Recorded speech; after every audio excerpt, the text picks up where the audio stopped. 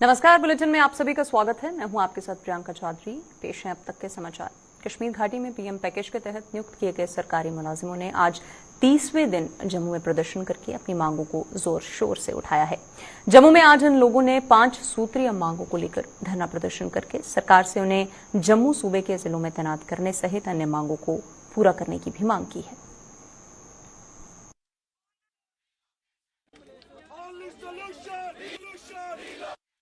पिछले 1 महीने से चल रहा है। 30 दिन हो गए इस प्रोटेस्ट को। कश्मीरी पंडित समाज, हिंदू समाज, डोगरा कम्युनिटी के हमारे गुहार लगा रहे हैं एडमिनिस्ट्रेशन से, गवर्नर एडमिनिस्ट्रेशन से कि हमारी जानें जो है वो बचाई जाए। हमें जो है आप जम्मू में या कश्मीर डिवीजन के बाहर रिलोकेट कीजिए जब तक ना हालात कश्मीर में ठीक हो। हमारे सामने आप कोई प्लान लाइए, पॉलिसी लाइए और हमें बताइए कि वहाँ पे हालात ठीक है, आप आइए। गवर्नर साहब अपने खुद स्टेटमेंट में एडमिट करते हैं कि कश्मीर में even the shadows are to be cleared, यहाँ परछाई से भी डर लगता है। आईजीपी साहब हमारी डेलीगेशन को कहते हैं कि 3 साल हमें लगेंगे टेररिज्म को खत्म करने में। तो जब तक हालात नहीं ठीक होते, जब तक कोई कंक्रीट पॉलिसी इनके पास नहीं है, तब तक आप इन हिंदू समाज के जो लोग हैं उनको आप जम्मू में एडजस्ट कीजिए। वो अपनी नौकरी जो है, कार्यरत है, वो यहाँ करेंगे। ईडी और सीबीआई सहित अन्य एजेंसियों को सरकार के हाथों की कठपुतली का आरोप लगाते हुए देश भर के साथ साथ जम्मू कश्मीर में भी कांग्रेस पार्टी ने आज जोरदार प्रदर्शन किया है। पार्टी नेता राहुल गांधी की ईडी के समक्ष पेशी की भी कड़ी निंदा करते हुए कांग्रेसियों ने पीसीसी अध्यक्ष गुलाम अहमद मीर की अगुवाई में धरना देकर भाजपा के खिलाफ जोरदार नारेबाजी की है और गिरफ्तारियां भी दी हैं। मीर ने आरोप लगाया है कि जिस मामले में कांग्रेस को क्लीन चिट मिल चुकी है, उसी मामले में अब कांग्रेस को टारगेट किया जा रहा है। ईडी, इनकम टैक्स हो, सीबीआई हो, दूसरे एजेंसीज हो, ये सरकार के हाथों में टूल्स बन गए।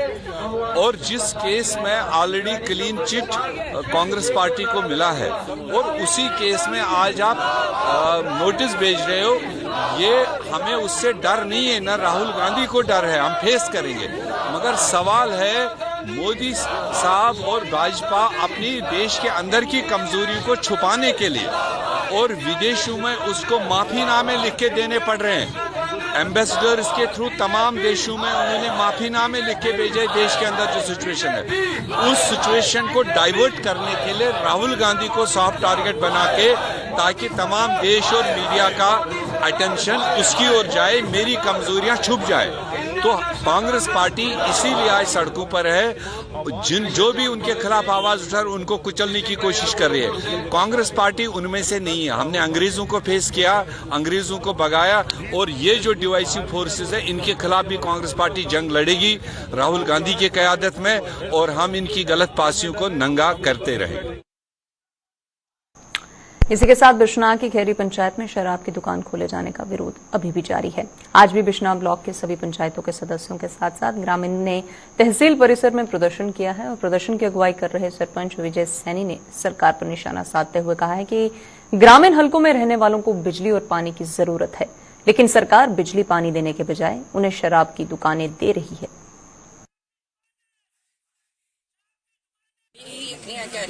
जी शराब की दुकानें खोले ने, शराब की दुकान की जगह सानू फैक्ट्री खोली देने, जिहड़े साडे बच्चे काम करन, आपे बंदे काम करन, अस भी काम करके साडी आमदन वधी आए। शराब की दुकानें नहीं खुलनी चाहिए। शराब की दुकानें खोलते हैं तो सानू भी जाइए मारी ओड़ना चाहिए। मोदी साहब की साडा मैसेज होना चाहिए कि सानू भी मारी ओड़ो। एक बंदा शराब पी आवे पिंडां दे विच, वो काबू नहीं आउंदा, ते जेह्ड़ा 100 बंदा शराब पी तो उस किहड़ा बंदा काबू करेगा।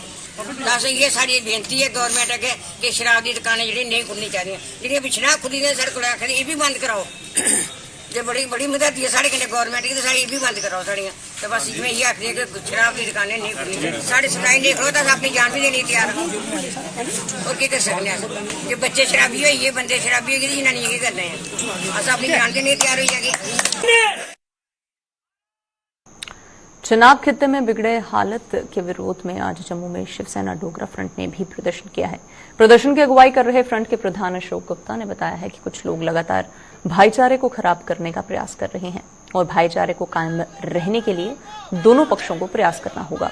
उन्होंने हिंदू और मुस्लिम समुदाय के लोगों से आपसी भाईचारा को निशाना बनाने वाले तत्वों को निस्तेनाबूद करने की मांग करते हुए कहा है कि एक पक्ष द्वारा प्रयास करने से भाईचारा कायम नहीं रह सकता।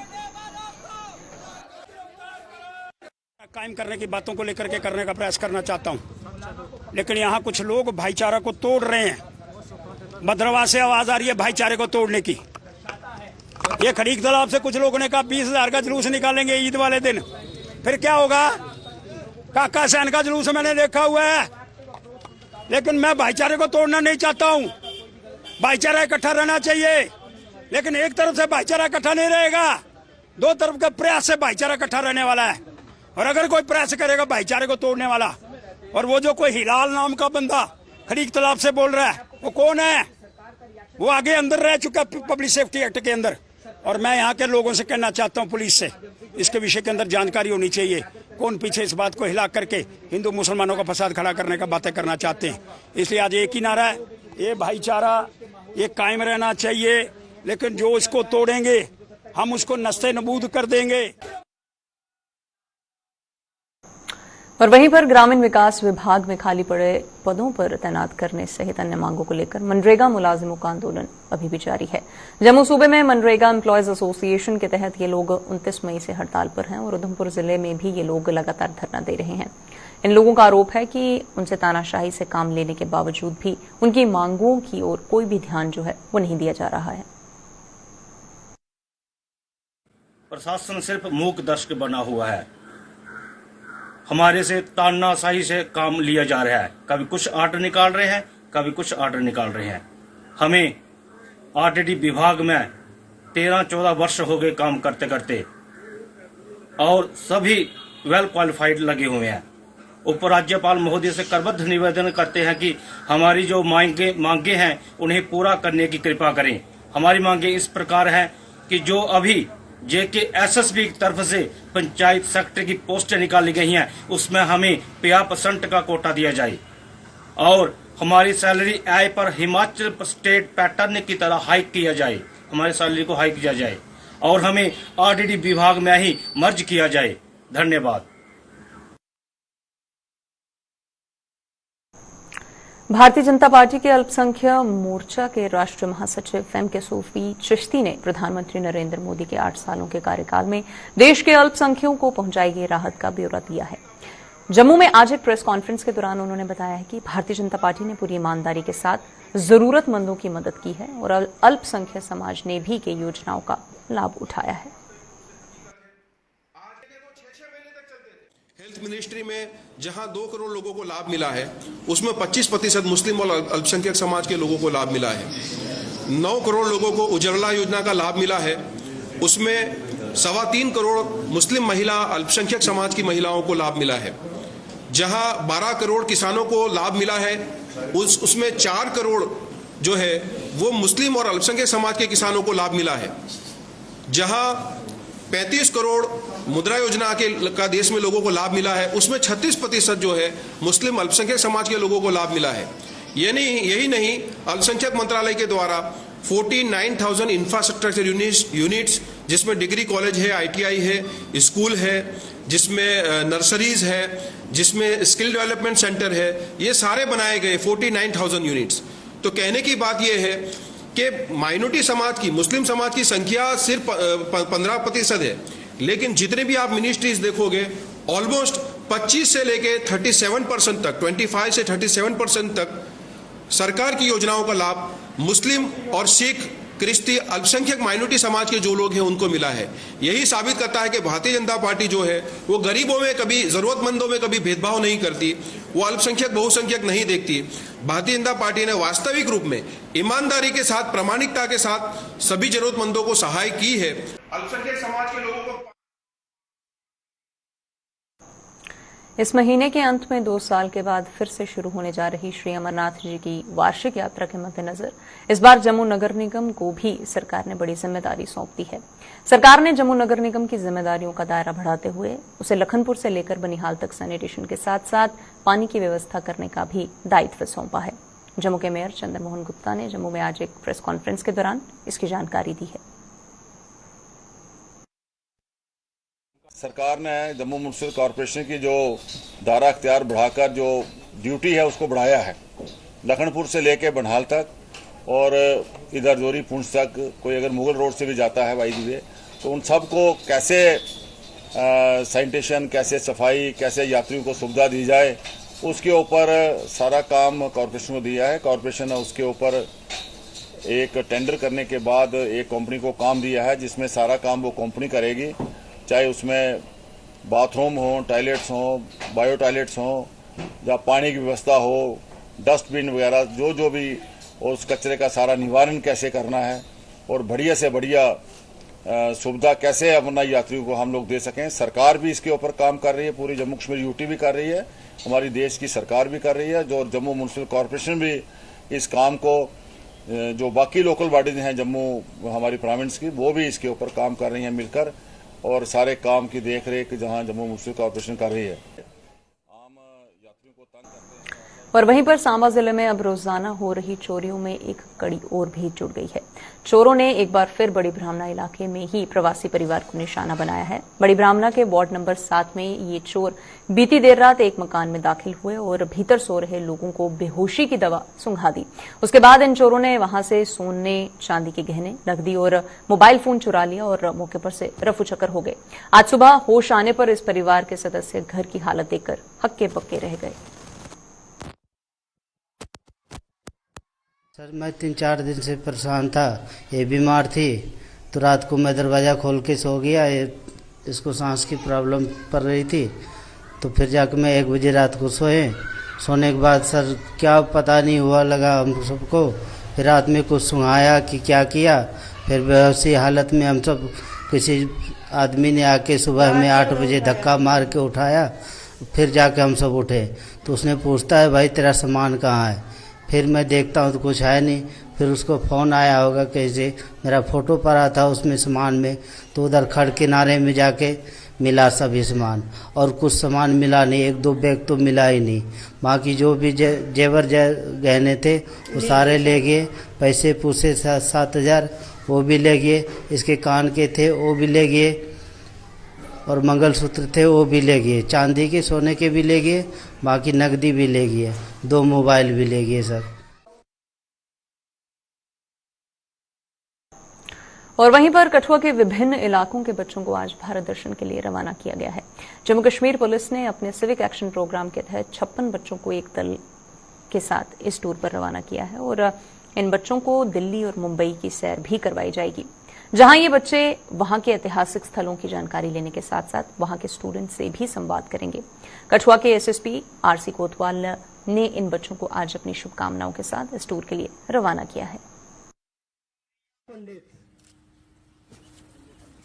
53 मोहम्मद अरबाज, 56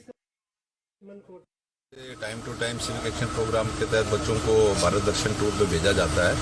उसी कड़ी के सिलसिले में डिस्ट्रिक्ट कठुआ के 56 बच्चे अलग अलग पुलिस स्टेशन जितने भी हमारे, चाहे कठुआ है, लखनपुर है, बनी है, बिलावर है, बसोली है, मल्हार है, हीरानगर है, राजबाग है, और 5 लोग हमारे केयर टेकर जा रहे हैं। इसमें एक इस ट्रूप में टोटल 7 लड़कियां भी जा रही हैं, और हमारे कठुआ डिस्ट्रिक्ट के एक इंस्पेक्टर जो हैं वो इनके साथ जा रहे हैं। उनके साथ 4 और स्टाफ हैं, एक फीमेल स्टाफ मेंबर भी है। मेडिकल का एक कंसर्न्ड आदमी भी हमने भेजा हुआ है कि बच्चों को कहीं तकलीफ हो, और इनका टूर प्रोग्राम कल सुबह स्टार्ट होगा, और ये कल 10:30-11 बजे जम्मू एयरपोर्ट से दिल्ली में जाएंगे, और दिल्ली के बाद इनका नेक्स्ट डेस्टिनेशन होगा मुंबई, और मुंबई से फिर ये वापस आएंगे 18 तारीख को जम्मू, और जम्मू से कठुआ आएंगे।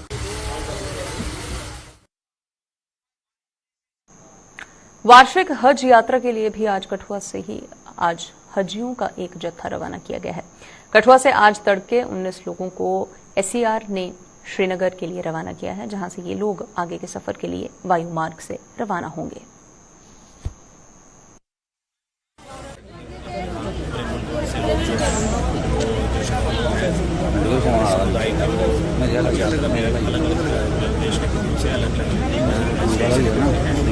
से हमारी यूपी से भी साल के खास करके कठुआ की बात करूँ, तकरीबन मैक्सिमम जो लोग, ज़्यादातर लोग थे जो यात्रा के लिए रवाना हो चुके हैं। एक लास्ट बैच है जो कि कुछ लोगों में से कुछ 6 लोग जो है वो लोग जो ट्रेन के रास्ते से भी हैं और ये 19 लोग हैं जो कि बाय रोड जो है वो जा रहे हैं। तो बाकी जो लोग थे कई जो श्रीनगर से गए हैं और ये सीधे यहाँ से जाके हज हाउस दिल्ली में जाके जाएंगे और वहाँ से इनका आगे। सूरनकोट में करीब 22 साल पहले बनी तहसील की इमारत गिरने के कगार पर पहुंच चुकी है। इसका निर्माण सन 1980 में किया गया था और मौजूदा समय में इसकी जर्जर हो चुकी हालत लोगों के लिए खतरा जान बनी हुई है। भूकंप के कारण भी तहसील की 3 मंजिला इमारत को नुकसान पहुंच चुका, लेकिन अभी तक इसे ध्वस्त कर यहां नई इमारत के निर्माण का मसौदा तैयार नहीं हो पाया है। और आप यकीन करें ये बिल्डिंग किसी वक्त भी गिर सकती है, कोलैप्स हो सकती है, क्योंकि इस बिल्डिंग को जो अर्थक्वेक हुआ था 2005 में उस वक्त ये ऑलरेडी जो है डैमेज हो चुकी है। और इसमें आप देखें कितने मुलाजम हैं। पूरा तहसील सूरनकोट के अंदर जितने लोग हैं रोजाना रोटीन में कभी 300 कभी 500 कभी 700 आदमी अंदर होता है और यहाँ के कितने मुलाजम जो है वो अंदर होते हैं। यहाँ पर आप देखें एक तो सब जज कोर्ट है, दूसरा मुंसिफ कोर्ट है, उसके बाद यहाँ पर एसडीएम ऑफिस है, उसके बाद तहसीलदार ऑफिस है, उसके बाद नायब तहसीलदार ऑफिस है, उसके बाद ट्रेजरी ऑफिसर यहाँ पर बैठती है और इनका जो स्टाफ है सबॉर्डिनेट वो यहाँ पर बैठता है। तो अगर ये बिल्डिंग किसी वक्त भी कोलैप्स हुई, लोगों की और जो सरकारी मुलाजिम है इनकी जानें जा सकती हैं। ये जरूरी नहीं कि जलजला आएगा तो बिल्डिंग गिरेगी। ये बिल्डिंग की खस्ता हालत है और यहाँ पर आप देखें कोई ड्रेनेज सिस्टम नहीं है। ये तहसील सूरनकोट की ये हालत है कि यहाँ पर जब पानी आता है वो पूरा बिल्डिंग की तरफ जाता है। जब तहसील के अंदर ये हालत है तो इलाके में हम क्या उम्मीद कर सकते हैं। तो गवर्नमेंट के जो वादे हैं इसका मतलब गवर्नमेंट जो है वो खुद इसमें संजीदा नहीं है। जो उनकी सरकारी बिल्डिंगें हैं वो गिरने वाली हैं और लोगों से वादे कर रहे हैं कि हम बड़ी बड़ी बिल्डिंग्स बनाएंगे, हम डिजिटल कर देंगे। तो ये इस तरह से जो है जल्द से जल्द जो है गवर्नमेंट को चाहिए कि यहाँ पर एडमिनिस्ट्रेटिव ब्लॉक बनाया जाए, तब जाकर जो है एक एग्जाम्पल क्रिएट की जाए कि अगर यहाँ पर जो सरकारी बिल्डिंगें हैं वो लोगों के लिए महफूज हैं और सरकारी मुलाजमों के लिए महफूज हैं, तो तब जाकर हम बोलेंगे कि वाकई सरकार जो है जो कम से कम जो गवर्नमेंट की बिल्डिंग बन रही है उस पर तो ध्यान दे रही है। जेएमसी की जनरल हाउस की बैठक में अम्फला चौक का नाम बदलने का प्रस्ताव पास होने के बाद सियासत गरमाई हुई है। इसी बीच जम्मू के मेयर चंद्रमोहन गुप्ता और इस प्रस्ताव को जनरल हाउस की बैठक में लाने वाले पार्षद सुनीत रैना और आम लोगों की प्रतिक्रियाएं भी सामने आई हैं। मेयर चंद्रमोहन ने कहा है कि किसी भी चौक या सड़क का नाम बदलने का नगर निगम के पास अधिकार होता है और अम्फला चौक का नाम बदलने का प्रस्ताव भी हाउस में आया था, जिसे सर्वसम्मति के साथ पास किया गया है। वहीं पर पार्षद सुनील रैना ने और आम लोगों के मुताबिक इस चौक को लेकर लोगों में बड़ी उलझन सी रहती थी और इसका नाम बदलने से ये उलझन अब दूर हो जाएगी। अलग अलग प्रस्ताव आते रहते हैं, कभी सड़क का नाम, कभी चौक का नाम। ये कॉर्पोरेशन का दायरा इख्तियार है, कॉर्पोरेशन इसमें कर सकती है, हमारे एक्ट में है। इस बार भी हनुमान चौक जो अम्फला के अंदर है उसका नाम उसके प्रस्ताव के लिए आया था। पहले उसको अम्फला चौक बोलते थे, सेंट्रल जेल के पास बोलते थे या कुछ और बोलते थे। तो ये सर्वसम्मति से सुनीत रैना जी ने प्रस्ताव आया था, उसको पास किया गया है। वो कोर्ट की तरफ वार्ड नंबर 47 में वहाँ की पार्षद शारदा कुमारी ने एक प्रस्ताव लाया कि उस शेख नगर का नाम शिवनगर होना चाहिए। तो वो सर्वसम्मति से पास हुआ है। आने वाले समय में जैसे ही सरकार की मोहर लगेगी तो ये 2 जो प्रस्ताव पर पास हुए हैं उस पर इम्प्लीमेंट। यहाँ पे इसको अलग अलग नामों से जाना जाता था। कोई कहता था वृद्धाश्रम वाला चौक है, कोई कहता था अम्फला चौक है, कोई कहता था सेंट्रल जेल वाला चौक है। बेसिकली अम्फला चौक जो है, मैं ये भी क्लियर करना चाहता हूँ, कुछ सोशल मीडिया में मैं देख रहा हूँ कि लोग कह रहे हैं कि अम्फला का नाम चेंज कर दिया। तो अम्फला का बता देता हूँ कि क्लियर कि अम्फला चौक जो है वो नीचे वाला चौक था। ये जो चौक है यहाँ पे ये हनुमान जी का जो मंदिर है, और ये मेरा प्रस्ताव नहीं है, जितने भी सराउंडिंग में शॉपकीपर हैं, जितने भी लोग हैं, ये लोग बार बार हमारे पास आते थे कि यहाँ पे दिक्कत आती थी कि अगर किसी को एड्रेस देते थे कि अम्फला में आ जाइए तो लोग नीचे वाले चौक में पहुंच जाते थे। क्योंकि आपने भी देखा होगा मेटाडोरों के ऊपर रूट जो है वो अम्फला, जानीपुर, अम्फला से बशना, तो वो जो अम्फला चौक है वो नीचे वाला चौक है। ये चौक अम्फला चौक नहीं है। इस चौक का जो नाम है वो अलग अलग नामों से जाना जाता था, जिससे अब विधिवत रूप से इन लोगों के कहने पे ही हम लोगों ने ये जो रेजोल्यूशन है वो हाउस में लाया था और वो सहसम्मति के साथ पूरे हाउस में पास हुआ है। और ये जो चौक है अभी भी हम लोगों ने इसका नाम अम्फला चौक की जगह पे हनुमान चौक अम्फला ही रखा है। अच्छा हुआ है कि एक तो कंफ्यूज होते थे लोग, जो आता था पूछता था अम्फला चौक ये है या पीछे वाला है। अब पता चल जाएगा लोगों को हनुमान चौक कौन सा है या डीडो चौक कौन सा है, ये परेशानी ख़त्म हो जाएगी।